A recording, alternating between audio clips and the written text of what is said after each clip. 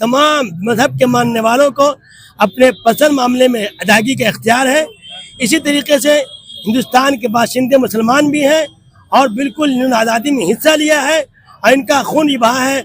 आज भी जो इंडिया गेट है वो गवाह है कि उसमें आप जाकर देख सकते हैं कि कितने मुसलमान शोहदा का नाम मौजूद है और दस्तूर हिंद में शामिल है कि नमाज, रोज़ा, हज, ज़कात, खजानत, मुतबन्ना, तलाक, निकाह और इसी तरह औकाफ भी ये मुसलमान अपने पर्सनल मामले में अपने मजहब के मुताबिक, अपने शरीयत के मुताबिक अमल करेंगे। लिहाजा जो हमारा कानून, हमारी शरीयत जो कहती है औकाफ के सिलसिले में, उसको वैसे ही बाकी रखा जाए। हुकूमत और सरकार इस सिलसिले में कोई नया कानून इस सिलसिले में नहीं आए जिससे मुसलमानों का औकाफ मुतासिर हो, चूँकि औकाफ किसी और ने नहीं दिया है, हमारे बाप दादा ने दिया है। अपनी ज़मीन को, अपनी प्रॉपर्टी को, अपनी कमाई को दिया है कि इससे मदरसा चले, मस्जिद चले, खानकाहें चले और मुसलमान बच्चों की तरक्की हो। कितने मदारिस हैं जिनसे मुसलमान बच्चे जहाँ जाकर पढ़ रहे हैं, कब्रिस्तान है, हम कहाँ दफन होंगे, कहाँ जाएंगे। इस तरीके से जो इसमें तरमीम की जो कोशिश की जा रही है, हम इसके मुखालिफ हैं और जमहूरी अंदाज में हम इसकी मुखालफत कर रहे हैं। इसीलिए हमने इसके लिए काली पट्टी बांध दी है, हमने धरना दिया है, दिल्ली में दिया और पटना में दिया, और भी जगह हम धरना देंगे।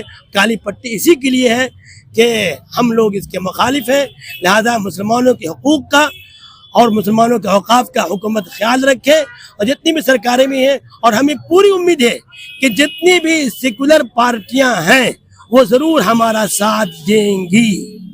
अच्छा, केंद्र सरकार और मोदी सरकार का कहना है कि ये गरीबों के लिए है, ये महिलाओं के लिए, सबकी बराबरी की बात हो रही है, इसमें परेशानी क्या आ रही है आपको?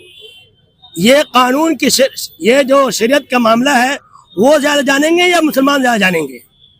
जाहिर सी बात है कि किसी कानून को जानने के लिए उस देश की सरकार को भी हस्तक्षेप करना पड़ता है। कई ऐसे कानून हुए जिसमें सरकार जो है वो हस्तक्षेप करती है, इसमें क्यों विरोध क्यों है?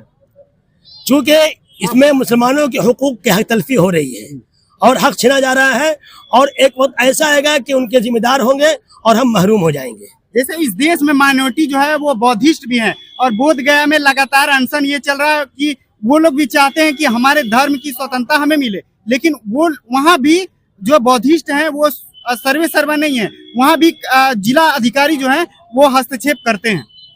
वो तो हमारे मुखालिफ में शामिल थे जिसके बारे में आप कह रहे हैं जी। वो तो खुद शामिल थे हमारे साथ कि हमारे हक को छीना जा रहा है, तो वो भी कोई करा रहे हैं। लेकिन इस तरह की विरोध, अगर सबकी बात बराबरी की हो रही है तो बराबरी में आपको परेशानी क्या है?